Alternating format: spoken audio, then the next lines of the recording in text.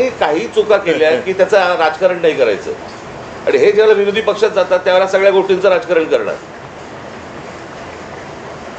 पण शरद पवार काल पंतप्रधानांना भेटले, त्याला जंतर मंतर म्हणतात. तेच आहे की त्यांनी तुम्हाला काही कल्पना दिली आहे का? कारण नाही, मला असं वाटतं विषयाला आता फाटे फोडण्याची आवश्यकता नाहीये. आम्ही सगळेजण आम्ही एक एक एक नाही ऐका मला बोलू तर द्या. मला बोलू तर द्या. माझं म्हणणं काय आहे की जसं आज मी आणि राजा एकत्र एकत्र आलेलोच आहोत, त्याच्या आधी सुद्धा मी सगळ्यांना आवाहन केलेलं आहे की ज्यांना देशाच्या भविष्याविषयी चिंता आहे. म्हणजे मी तिकडे गेल्यानंतर सगळे भाषिक तिकडे होते, सर्व धर्मीय तिकडे होते, हिंदू होते, मुसलमान होते, सगळे होते. आता ज्यांना देशाचं, कारण हा देश जर का आपला आहे तर देशाच्या भविष्याची ज्यांना चिंता आहे त्यांनी पंतप्रधानांना भेटून त्यांची एक चिंता व्यक्त केली असेल तर मला माहिती नाही. तर त्यांनी मुलांना भेटायचं, ते परवा तिकडे गेले होते. पंतप्रधानांनी आता मुलांना भेटण्याची गरज आहे आणि नुसतंच असं जर का ढकलम गाडी चालणार असेल तर काय उपयोग नाही आहे. नाही आत्ता आपण जे म्हणालात, आम्ही रविवारी मोर्चा जाहीर केलेला आहे. तर रविवारी जर का पवारसाहेब येत असतील, अगदी नरेंद्र मोदी येत असतील, देवेंद्र फडणवीस येत असतील, येऊन यात. म्हणजे विरोधी कशाला? एक फक्त विषय आहे की तुम्ही मोर्चाचं रूट सांगितलं, पण वेळ काय आहे, किती वाजता? सकाळी 10ची जमायची वेळ आहे, साधारणपणे 11:30 पर्यंत, 11 साडेअकरा पर्यंत. जाहीर झालेला आहे. जंतर मंतरवर पोलीस आपल्याला पाहायला मिळतात आणि मुंबईत देखील अनेक विद्यार्थ्यांना पोलिसांनी गाडीतून नेऊन पोलीस स्टेशनला वगैरे नेले. आपण स्वतः काल विद्यार्थ्यांनी आंदोलन जाहीर झाल्यानंतर आपल्या अनेक कार्यकर्त्यांना, नेत्यांना नोटीस जाऊ शकतात, विद्यार्थ्यांची धरपकड होऊ सवय आम्हाला, यासाठी सवय आम्हाला आमच्या नाही. इकडे आता कळेल आता म्हणून म्हटलं ना की विद्यार्थ्यांच्या बाजूने कोण आहे आणि विरोधात कोण आहे. आणि प्रश्न असा आहे ना की प्रश्न सोडवायचा आहे का चिघळवायचा आहे, हे मला असं वाटतं सरकारने बघावं. सर, आज वंचितनी महाराष्ट्र आणि देशबंदची हाक दिली आहे. 26 तारखेला तुम्ही आता मोर्चा काढणार आहात.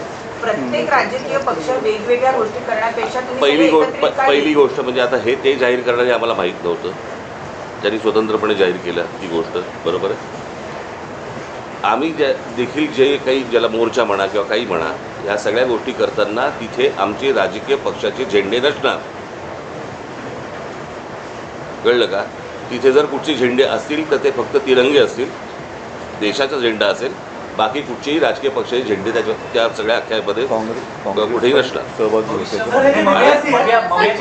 आणि आत्ता उद्धव सांगतात त्याप्रमाणे काँग्रेसशी देखील बोलणं चालू आहे, ते देखील सहभागी. काल माझं बोलणं झालं, राहुलजींचं पण झालं. मग सपकाळांचा फोन आला होता आणि त्यांनी पण सांगितलं की आपण एकत्रितपणाने ह्या गोष्टी करू.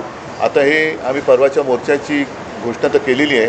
आता त्यांनासुद्धा आम्ही सांगतो सगळ्यांनीच, अगदी पवारसाहेबांना असेल आणि भारतीय जनता पक्षातल्यांनासुद्धा, जे विद्यार्थ्यांचे खरे पालक आहेत, ज्यांना विद्यार्थ्यांबद्दल, तरुणांबद्दल चिंता आहे, आणि असे अनेक भाजपची लोक आहेत की त्यांना आता असं वाटते की आपण भाजपचे समर्थक राहून गुन्हा केला.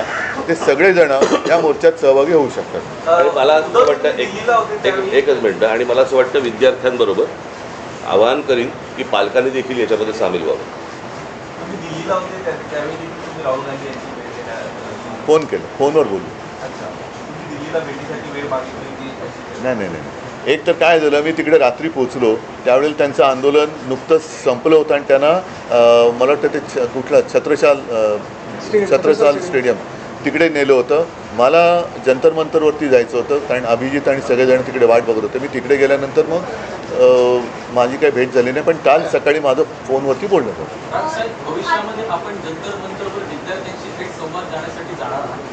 अरे मी आत्ताच गेलो असतो, माझी तब्येत बरी नव्हती. नाही, दुसरा मुद्दा काय माहिती आहे ना, जंतर मंतरवरती एक केंद्रबिंदू झालेला आहे, पण हे आता पूर्ण देशाची भावना आहे. म्हणून मी जे म्हटलं ना की एक राष्ट्र एक भावना, जो जिथे आहे तिथे त्यांनी या गोष्टीचा विरोध व्यक्त केला पाहिजे. सगळेजण काही जंतर मंतरवरती पोहोचू शकतात, जाऊ शकतात आणि जाण्याची गरज आहे असं मला वाटत नाही. आज ग्रामीण भागातसुद्धा आंदोलनं होत आहेत. राज्यातल्या आणि देशातल्या अनेक शहरांमध्ये ही आंदोलनं होत आहेत. विद्यार्थी झुंडीच्या झुंडीने बाहेर पडत आहेत. आणि कालच एक मी व्हिज्युअल बघितलं की एक तरुणी त्या पोलिसांच्या गाडीसमोर एकटी उभी राहिली होती. इथेच बाजूला ही ही ही तरुणांची ताकद आहे. ज्या ताकदीला झुरळ समजलं जातं त्या झुरळांच्या ताकदीला आता हे घाबरलेले आहेत. पण विद्यार्थ्यांच्या कॉलेजेसमध्ये आता पोलीस जातात आणि विद्यार्थ्यांचं चेकिंग करतात. कुठे? महाविद्यालयात जाऊन काय कसलं चेकिंग करतात? पेन रीडिंग करतात त्यांचं आणि आंदोलनात सहभागी होते त्यांना ताब्यात घेतात. त्यांना काही तासासाठी डिटेन करतात आणि सोडतायत, कोणी घाबरत नाही. पण त्यांना काल पण आम्ही पाहिलं, काल मी आणि अमितच गेलेलो होते पोलीस. आता देश भीतीच्या पलीकडे गेलेला आहे. आणि काल सुद्धा मी तिथे ज्यांना भेटलो ना, एक तो तुमच्याच माध्यमातून बघितलं, तो एक मुलगा उभा आहे ना, मारो मारो मारो, तो नागपूरचा मुलगा आहे. तो भेटला मला. तो बोले काय करतील मारून मारून, काय काय करतील, आणि असं जगून तरी काय फायदा. म्हणजे हे लोक आता त्या भीतीच्या पलीकडे गेले. त्याच्यामुळे चेकिंग तुम्ही त्यांची मनं नाही ओळखली, शरीर किंवा कपडे चेक करून काय करणार, त्यांच्या मनात काय चालले ते ओळखा ना. सोनम वांगचुक यांनी काल त्यांची भूमिका जाहीर केली. विद्यार्थ्यांचं म्हणणं काय होतं यावर चर्चा झाली का? आलं नाही तुमच्यापर्यंत? त्यांनी व्हिडिओ काढले होते ना. ऑडिओ व्यवस्थित नाहीये. सोनम वांगचुक यांचं असं म्हणणं आहे की विद्यार्थ्यांवर ज्या केसेस आहेत हो. त्या मागे घेतल्या तर आपण आंदोलन किंवा उपोषण संपवू. तुमचं विरोधी पक्षाचं काय म्हणणं आहे की याचा लॉजिकल एंड म्हणजे धर्मेंद्र प्रधान यांचा राजीनामा तेव्हाचे आंदोलन थांबेल, की सरकार असं म्हणते की चर्चा करायला या, लोकसभेत संसदेत यावर चर्चा होईल आणि त्यानंतर मग पुढचा निर्णय घेण्यात. आता तिकडे नाही बघा, आता प्रत्यक्षात तिकडे काय चाललं आहे. कारण मी मागे प्रेस कॉन्फरन्स घेतली होती ना, मी इथेच बोललो होतो. मला वाटतं की काही वर्षांपूर्वी म्हणजे 2018 साली एक जी डी अगरवाल नावाचे गृहस्थ होते. ते गंगेसाठी उपोषणाला बसले होते. सरकारने लक्ष नाही दिलं. 115व्या दिवशी त्यांनी प्राण सोडला. गंगा आणखीन वाईट झाली. म्हणजे करोनाच्या काळात तर मग गंगेमध्ये मृतदेह पण सोडले गेले. मी या सरकार हे निर्दयी आहे. मी वांगचुकना त्यांना तिथून हलवण्याच्या आधी 1-2 दिवस आधी फोनवरनं बोललो होतो आणि मी त्यांना हेच सांगितलं होतं की आपण उपोषण सोडा. कारण उपोषण कोणासमोर करायचं, ज्यांना काहीतरी संवेदना आहेत. या सरकारला संवेदना नाही आहे. त्याच्यामुळे त्यांना असं वाटतं की अशी लोकं गेलेली बरी, म्हणजे एकदा काय ते सगळं स्मशान शांतता होऊ द्या. पण तसं दिसत नाही आहे. अनेक जण आता प्रत्येकाच्या मनामध्ये ही ठिणगी पेटलेली आहे. त्याच्यात तुमचा जो विषय आहे की धर्मेंद्र प्रधान, शेवटी मग जबाबदारी कोणाची आहे? जे जबाबदार आहेत त्यांना सोडणार नाही. मग धर्मेंद्र प्रधान पहिले जबाबदार आहेत, त्यांना का सोडताय? आणि धर्मेंद्र प्रधान पण कोणी एकेकाळी पेपर फुटीच्या विरुद्ध रस्त्यावर उतरले होते असं म्हणतात, जे आता विद्यार्थ्यांचं नशीब फोडतायत.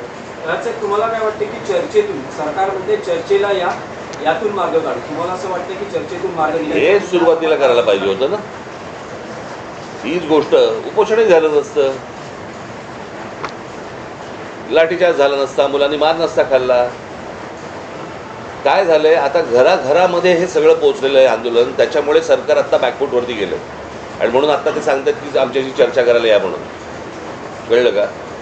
ज्यावेळेला ज्यावेळेला त्या शेतकऱ्यांनी, ज्यावेळेला पंजाबच्या शेतकऱ्यांनी, हरियाणाच्या शेतकऱ्यांनी ज्यावेळेला मोर्चा काढला होता, त्यावेळेला काय नाही बोलवलं. कारण तो प्रत्येक घरातला, देशातला नव्हता विषय. आत्ता त्यांना अंदाज आला या सगळ्या गोष्टींचा. त्यांच्याकडे पण यंत्रणा आहेच त्यांच्याकडे, की अंदाज आला की हे घराघरात पोहोचलंय आणि घराघरात पेटलंय. म्हणून आता बोलतात की आमच्याशी चर्चा करायला या. मणिपूरच्या प्रकरणात, त्या शिखांच्या प्रकरणामध्ये काही ट्विट केल्याचं आढळलं का पंतप्रधानांनी? त्यांच्या लक्षात आलंय की हे आपल्या अंगलट आलेलं आहे आणि म्हणून ही आता सर्वासर्व सुरू आहे.